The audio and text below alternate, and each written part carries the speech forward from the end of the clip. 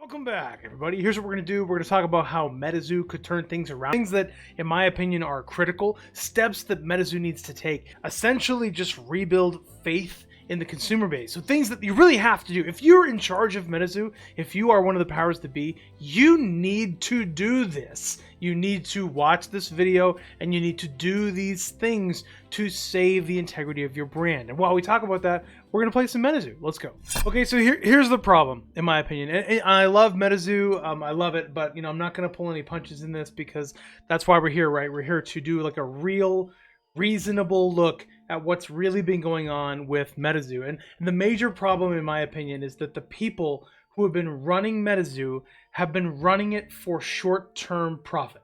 They've been running it for short-term gains, right? And what I mean by that is like they don't seem to be considering the impact of their short-term sales pumps. Like, yes, they've been trying to build out the IP. They've been investing in the future. Sure, they've been doing those things. Yes, they've been making business connections and doing deals and partnerships and stuff like that. Yeah, they've been doing those things, but the biggest problem has been that when Metazoo approaches sales, they are far too often consumed with what appears to be pushing out the highest sales volume up front as possible. And what this has led to again and again and again is flooding the market. It's the simplest thing. Like if you flood the market again and again and again and again and again, you are training your consumer base to wait. You're training everybody not to buy it. So you have thousands of Metazoo fans right now who, in my opinion, have just they've been really, really well trained to like not go and buy Metazoo at release. Because why would you? What's the point? Like you can just wait till later and buy it for half that price, because every single time Metazoo puts out a core set product, they overprint it. And not only that, I think they even like make a sales pitch or a gimmick. Like they really try to push the sale up front so much that it just floods the market every single time. And like you're going to destroy your brand integrity and destroy consumer confidence if you do that in a collectible card game. So the first thing you need to do for course correction Metazoo, you need to have the tightest first edition core set, like the booster box, the LGS print run. You need to have a tight run at release. And I don't think Metazoo even knows what that means. I think Metazoo thinks that means you give everybody, I forgot to play. I think Metazoo, what they think that means is that you have to give everybody what they order and like not give them more than that. And that's not correct, really. Like what you need to do is you need to basically just provide, I don't know, if you have like quality partners, people you've worked with you for a while, or like big box, whatever, yeah, you can give them whatever they order, it's fine. But if you have like a new partner that you're not used to, a new product that you don't know how it's going to go, or like standard LGS, folks, what does he have, like 30 damage? Hang on a second, I gotta like figure my stuff out. Yeah, let's do that. Then you need to be careful about it, because like these people, if they get too much product, they're just gonna flood your market. They're gonna destroy your market. And that's that. And so like the way Pokemon and Lorcana and Bandai with One Piece, which is really uncharacteristic for Bandai, and Magic the Gathering for specialty products, the way they do this to present a market flood is they print less than is ordered.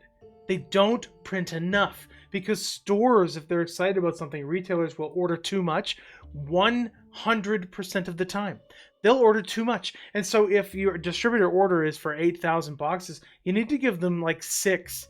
You have to bite the bullet and sell fewer product up front and undersupply the market. And then what you do is you wait and you watch to see how it's going. Okay, and then if the prices are holding up on the market, you send another wave. And this is what everybody does. This is what Pokemon has been doing forever. And I get it, someone's gonna go to the comments and they're gonna say that then a store will be pissed off because they won't get what they want. Too bad. This is the way it works in every other thing. Stores are going to be much happier getting 30 boxes that they are able to sell than they are getting 50 box. Why am I wasn't paying attention. Let's crash. Let's rage. Yeah. So they're going to be much happier getting boxes that they can sell than getting stuck with boxes they can't. You know what I mean? Like a store is going to be much happier getting 20 boxes and selling out and wishing they had 30 than getting 100 boxes, selling 20, and getting stuck with 80. And so as a game creator, you need to produce less than what people order. And like everybody does it. Every successful collectible producer does that. You have to do that, or it's just game pieces. It's monopoly. And what you'll do is you will train your market, even if they love your product, to not buy it up front. So that's number one. Produce less,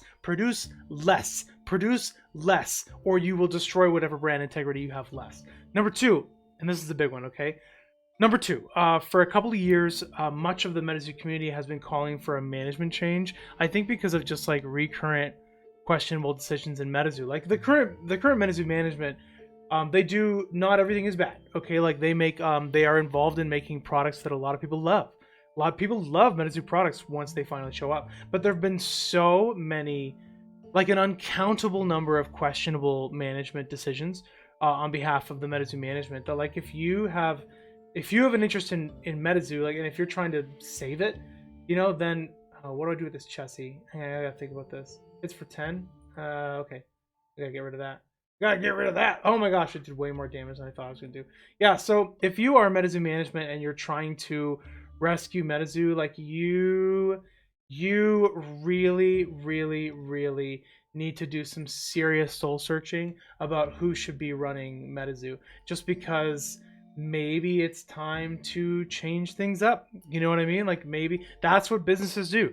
Corporations, when things aren't working, they change management. And if you have a manager who can come in and can handle communication better with people, and who knows how to handle limited print runs, who knows how to supply in a collectibles market, how to not oversupply, because Metazoo for years somehow has not been able to wrap their mind around the idea that they are oversupplying the market. I don't know how. Every single person on YouTube and in the community has been talking about this issue, and they just seem so focused on the short-term profit that they haven't been able to figure it out. So if you want to save your brand, then you need to make these two changes. I think you need to, you know, fix the supply, and maybe it's time to shuffle up the management in Metazoo. Maybe you take the people who are at the top and you put them in other positions. You know, like if there's a very creative person who's great at being creative but not great at, I don't know, at the bigger decisions, like put them in a creative role and bump them from the top. And if you have a person that routinely offends like everyone they meet, like maybe they shouldn't be meeting a lot of people, you know. So if you're one of the big wigs at Metazoo, I'm just saying, like, you know, maybe it's time to shake it up for 2024. Shake things up, and you better make some drastic changes. And if you don't do at least a massive supply correction, then you're not going to survive the year. So you need to bite the bullet, cut supply back, and maybe even sell direct to consumer and set your MSRP at like $99 a box pre-orders in order to maintain a margin, right? Like if you're Metazoo and you know boxes on the market, come on, boxes aren't going to be $140 anyway. Just make your DTC order $99 a box for pre-orders, and then you are capturing a much larger margin for your company.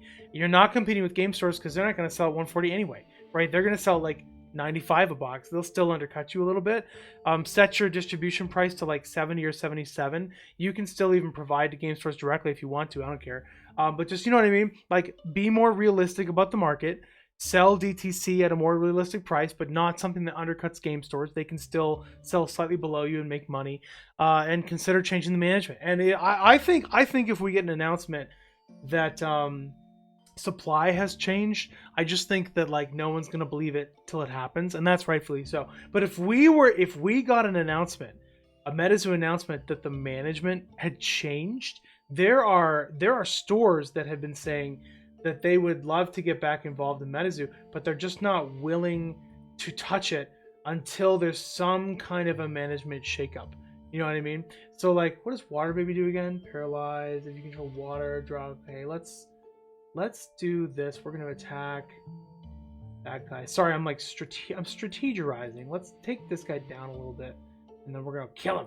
Yeah, so if the community gets some kind of notice about a management change up, it would be really interesting to see what happens with that, just because so many people in the community, content creators and retailers who used to carry Metazoo and everything have been saying that like they are interested in the theme of Metazoo and they're interested in Metazoo, but they just won't touch it as long as the current management is in place. So like I don't know. Like it'd be interesting to see if you just shuffle the management, and then you cut back supply, you could create a foundation from which Metazoo could recover. But I just think that they're so far deep right now that there's really going to have to be significant and meaningful change in order to turn things around in 2024. You've got some great things happening in the background for Metazoo. They're really teed up. I'm just saying, if you want to lock it down, you can't just have fun ideas and then not make serious changes. Like you just need to step in and make some really tough decisions. So hopefully we see that for 24. What do you think about those two things, about the oversupply issues and how to change that at release? What do you think about providing less than people have basically ordered? I would love to know. Inquiring minds want to know. What do you think about Metazoo management? What do you think would happen in the Metazoo community if there was a shuffle in management? I'm very curious. I'm very curious to know. That's that phantom car. Every single time priority passes back to me and I have to like redo the phantom car. It's so annoying. Let's just kill that thing and get rid of it. Boom. All right. Yeah, I would love to know. So let me know in the comments what you think about that. And that's all I've got for now, MetaFam. We are trying to provide advice to the powers that be. I think Metazoo is such a powerful, resonant brand concept that there's definitely a future for Metazoo, but into trying to reach the best possible future for Metazoo, we just have to offer advice for the 50th time on how to protect their brand integrity. So I don't know. I guess we'll see what 2024 holds. That's all I have for now. Thank you, MetaFam, for stopping by. As always, I do appreciate this opportunity to entertain you. Find people to Metazoo. Until next time, this is Argos signing out.